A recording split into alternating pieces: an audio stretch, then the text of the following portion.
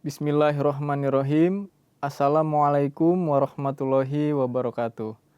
Pemirsa MTA yang budiman, kembali lagi bersama saya Muhammad Dahlan pada program Tafsir Kabir. Yang insya Allah dalam 25 menit ke depan, kita akan mengupas sebuah ayat di dalam Al-Quranul Karim bersama narasumber kita yaitu Bapak Maulana Fazal Muhammad Mubashir. Yang pada episode kali ini pembahasan kita masih mengenai Al-Quran Surah Al-Baqarah ayat ke-26. Yang bunyinya, A'udzubillahi minasyaitonirrajim, Bismillahirrahmanirrahim. Wa basyiril ladzina amanu wa amilus solihati anna lahum jannatin tajri min tahtihal anhar. Kullama ruziku minha min samaratin rizqan qalu hadzal ladzi ruzikna min qabl wa utubihi mutasyabiha. Walahum fiha azwajum mutahharah wahum fiha khalidun. Yang artinya, dan berilah kabar suka kepada orang-orang yang beriman dan beramal soleh, bahwasannya bagi mereka ada kebun-kebun yang mengalir di bawahnya sungai-sungai. Setiap kali diberikan kepada mereka buah-buahan dari kebun itu sebagai rezeki, mereka berkata, inilah yang telah direzekikan kepada kami sebelumnya, dan akan diberikan kepada mereka yang serupa dengannya. Dan bagi mereka di dalamnya ada jodoh-jodoh yang suci, dan mereka akan kekal tinggal lama di dalamnya. Al-Quran Surah Al-Baqarah ayat ke-26. Baik pemirsa, langsung saja kita sapa narasumber kita. Assalamualaikum Pak Fazal. Waalaikumsalam. Sehat ya Pak? Alhamdulillah. Alhamdulillahirrahmanirrahim. Baik Pak, pembahasan kita pada episode kali ini masih lanjutan daripada episode sebelumnya Pak, yaitu berkenaan dengan Al-Quran Surah Al-Baqarah ayat ke-26. Nah, pada episode yang lalu kita telah banyak membahas berkenaan dengan surga begitu Pak. Surga, membahas berkenaan dengan surga di bawah telapak kaki ibu. Nah, pada episode kali ini masih melanjutkan daripada episode sebelumnya Pak, yaitu masih berkenaan dengan kritikan daripada orang-orang non-muslim Pak, yang menyatakan bahwasannya Islam ini menggambarkan surga itu sedemikian rupa rendahnya begitu Pak. Yang mana Islam hanya mementingkan hasrat duniawi dan nafsu belaka begitu Pak. Nah, bagaimana jawaban Islam atas kritikan ini dan makna suci yang sebenarnya yang tersiar dalam Al-Quran Karim ini yang dijelaskan oleh Hadrat Khalifatul Masih Hasani. Silakan Pak dijelaskan. Baik, terima kasih. Jadi sebagaimana Huzur Khalifatul Masih kedua di dalam tafsir kabir beliau ini, beliau menjelaskan bahwa ringkasan dari kritikan atau keberatan yang dilemparkan oleh non-muslim kepada Islam, yaitu khususnya membahas masalah ayat ini, bahwa Allah Ta'ala menjanjikan kehidupan surgawi kepada orang-orang beriman yang beramal soleh, sedemikian adanya, bahwa secara singkatnya adalah bahwa Islam itu seolah-olah memberikan status yang sangat rendah kepada kehidupan akhirat yang suci, murni, semata-mata kata mereka tujuannya hanya untuk kesenangan, hasrat duniawi. Nah, ini yang mereka lemparkan kritikan terhadap ayat ini. Jadi Huzur menjelaskan bahwa ini patut dan harus kita ingat bahwa Al-Quran dengan jelas sekali menyatakan untuk memahami tentang ganjaran-ganjaran di alam akhirat, yakni kehidupan surgawi, itu sesungguhnya akal manusia tidak bisa mencerna. Jadi tidak tepat kalau digambarkan dan dikritik isi ayat ini dengan kata-kata menyamakan dengan keadaan duniawi ini. Di mana Al-Quran sendiri mengatakan bahwa tidaklah mungkin bagi seorang untuk mengetahui apa yang tersembunyi baginya di alam akhirat nanti. Bahkan jika orang itu sendiri tidak tahu apa yang harus mereka lakukan di sana. Nah, ini menunjukkan bahwa yang tertuang di dalam Quran tentang surga itu adalah ini merupakan bahasa tamsili, Perumpamaan. permisalan ya. Jadi jelas sekali di sini bahwa tidak benar untuk menyimpulkan dari hal-hal itu dengan kata-kata sebagaimana yang dipahami manusia di dunia ini. Ya, dalam penjelasan artikel mengenai hal ini, Nabi sendiri telah menjelaskan bahwa Allah Ta'ala telah menyiapkan bagi hamba-hambanya yang mukmin di akhirat nanti, yaitu apa yang tidak pernah dilihat oleh mata, apa yang tidak pernah didengar oleh telinga, dan apa yang tidak pernah terbetik atau terpikirkan oleh hati manusia. Jadi benar-benar suatu hal yang masih dirahasiakan. Betul-betul hal itu masih merupakan hal yang rahasia. Dan tentu hal yang kayak seperti ini itu adalah tidak mungkin ini merupakan benda duniawi. Sebagaimana yang digambarkan dalam kritikan orang-orang. Oh, orang Islam dijanjiin oleh Qur'annya itu hidupnya begini, mewah-mewah, enak-enak semua. Nah, itu gambaran karena kita enak-enak di dunia seperti ini, di dunia ini. Tidak seperti itu dikatakan. Bahkan kehidupan di alam surgawi itu sama sekali berbeda kenyataannya, realitanya dengan keadaan-keadaan di alam dunia ini, tempat kita hidup sekarang.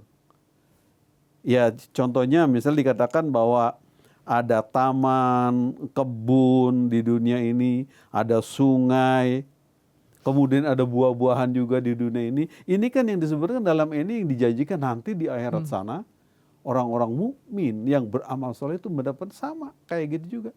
Nah, inilah yang karena tidak pahamnya orang-orang non-muslim itu mengkritik, melemparkan keberatan, sehingga menuduhkan bahwa orang Islam begitu rendahnya ya memposisikan keadaan surga surga itu sama dengan dunia di sini.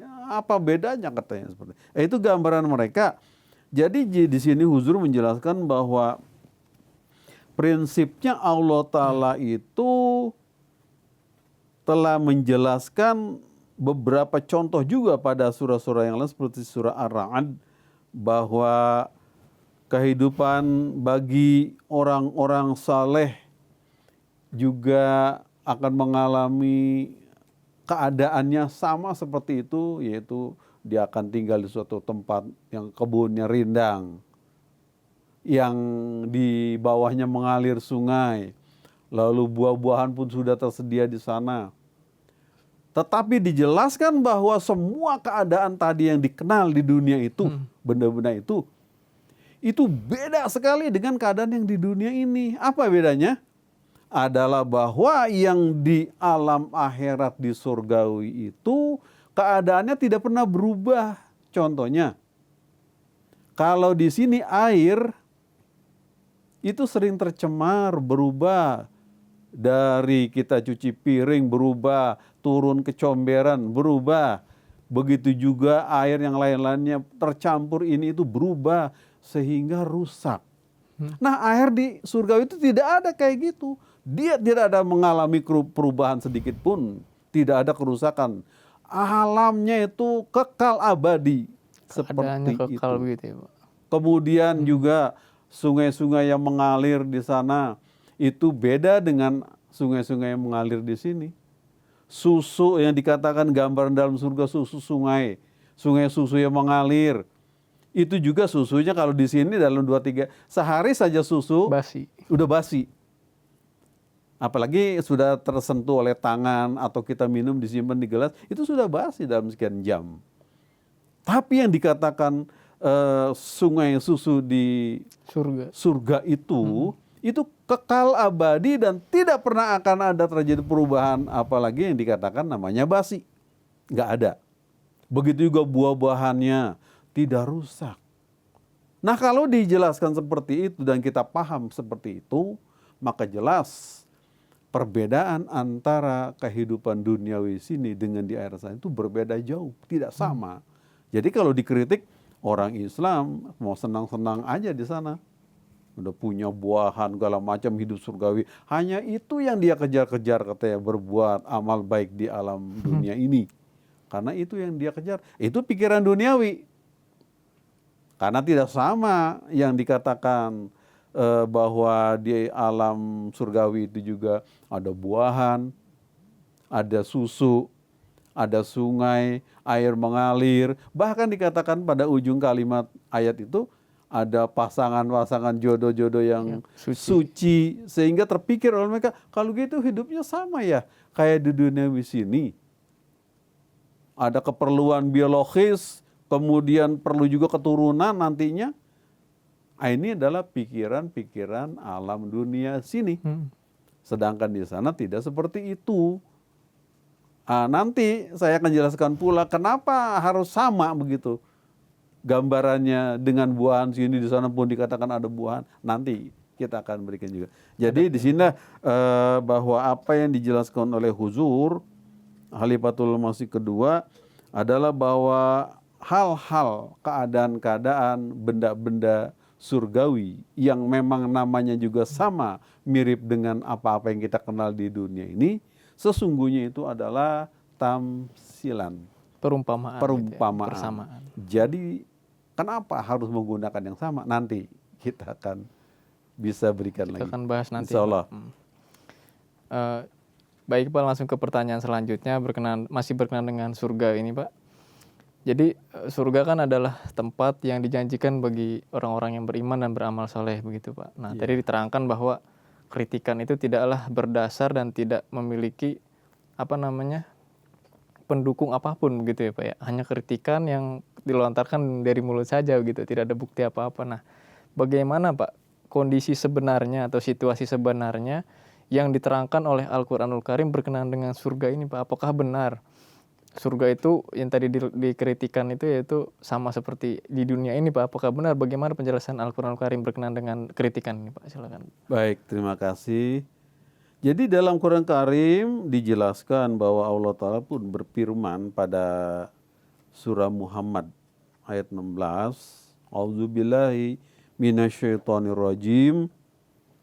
Masalul jannatil lati wa'ida muttaqun fiha anhar mimma'in ghairi asinin wa anharu min labanin lam yataghayyar ta'amuhu wa anharu min khamrin lazzatin lisyaribin wa anharu min asali musaffa walahum fiha min kulli thamarat wa maghfirah mir rabbihim. Ini surah Muhammad ayat 16. Jadi surga yang dijanjikan kepada orang-orang muttaqi, keadaannya itu demikian. Bahwa di dalamnya sungai-sungai mengalir, airnya tidak pernah akan rusak. Kemudian mengalir pula sungai-sungai susu yang rasanya tidak akan pernah berubah.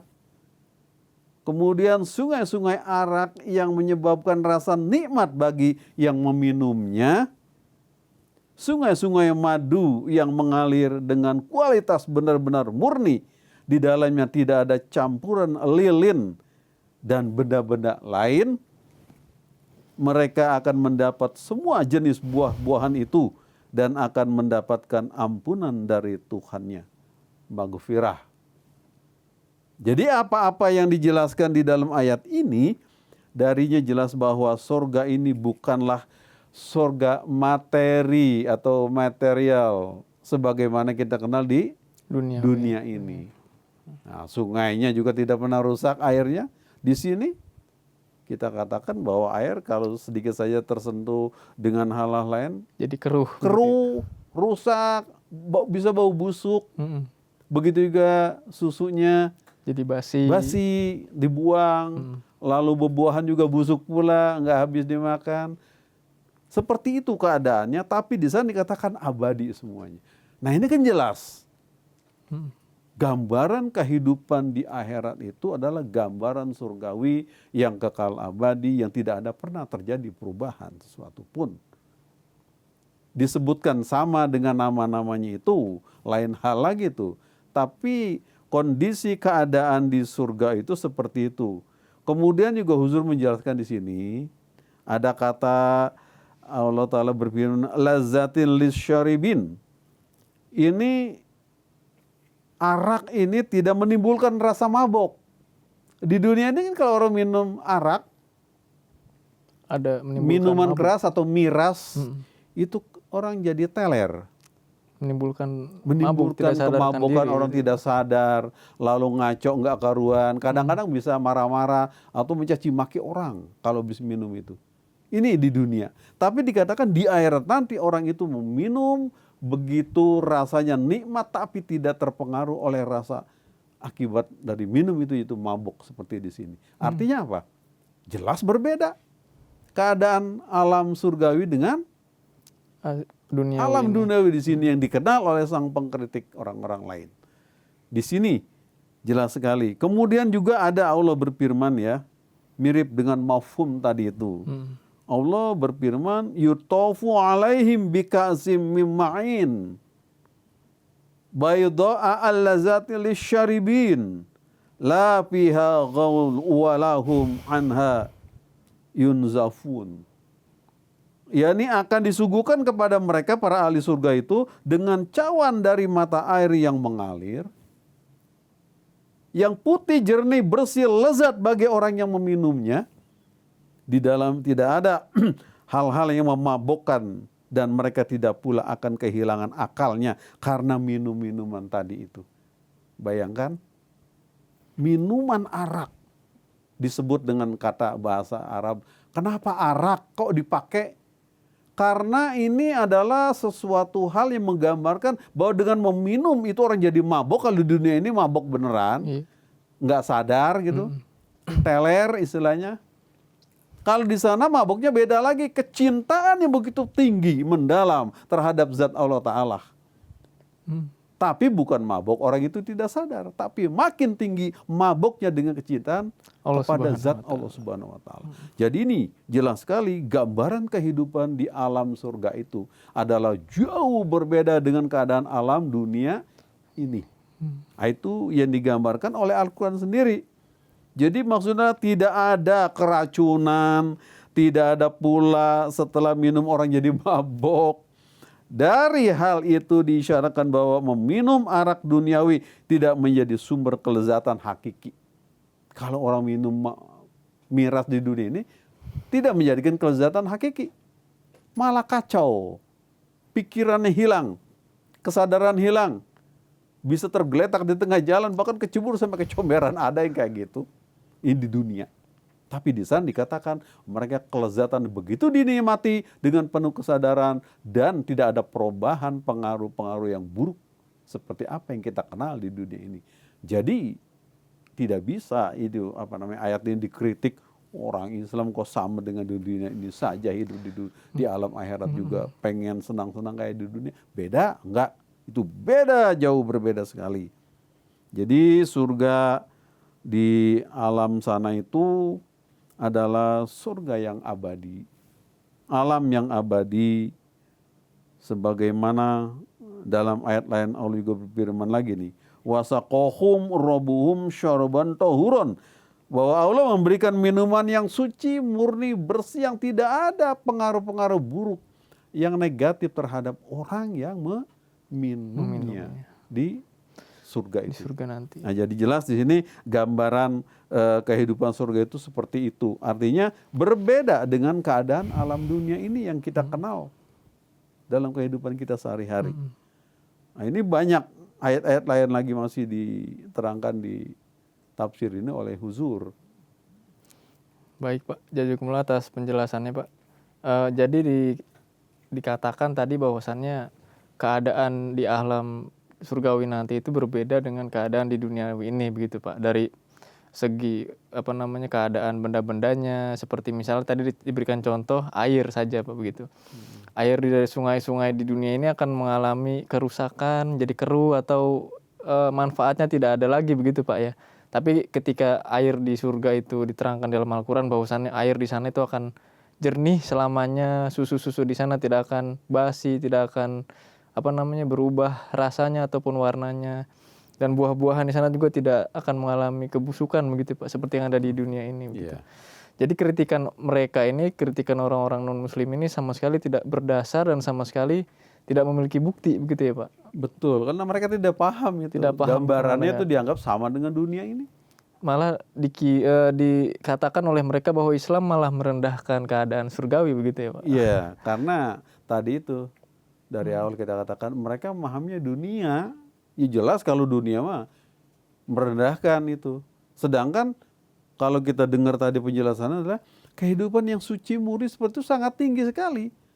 Diangkat derajat kehidupan surgawi tidak sama dengan kehidupan di alam dunia ini. Minumannya saja menyehatkan dan terus menerus orang makin meningkat ketinggian kecintaan pada Allah Ta'ala. Itu kan lebih bagus, lebih baik daripada minum-minum mabuk di sini orang tergeletak di jalan.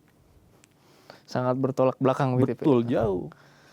Jadi misalnya ada yang bertanya begini Pak, apakah kita nanti di surga nanti itu bisa merasakan seperti yang ada di dunia, misalnya berkumpul dengan keluarga kita, melihat teman-teman kita, apakah di surga nanti pun akan merasakan hal-hal seperti itu Pak?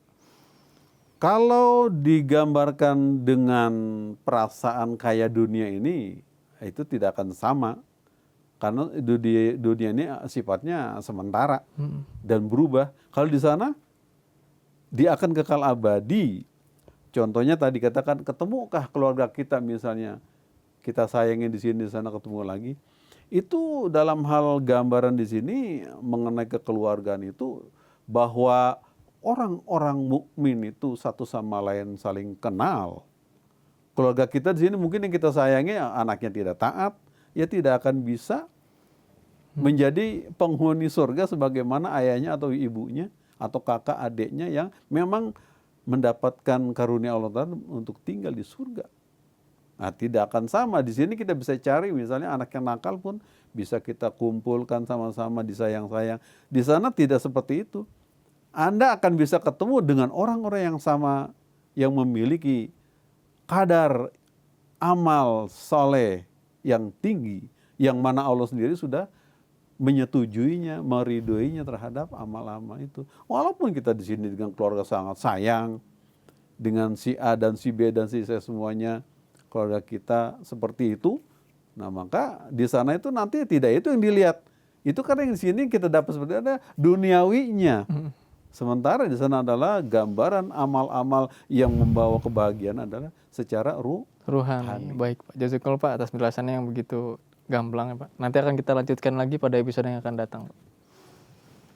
Baik pemirsa, alhamdulillah kita telah mendengarkan dan menyimak penjelasan dari narasumber kita yang begitu gamblangnya. Mudah-mudahan kita semua dapat meraih taufik dari Allah Subhanahu wa taala untuk mengamalkan perintah-perintahnya yang terdapat di dalam Al-Qur'anul Karim dan juga menjauhi larangan-larangannya. Saya Muhammad Dahlan dan segenap kru MTA yang bertugas mohon undur diri. Assalamualaikum warahmatullahi wabarakatuh.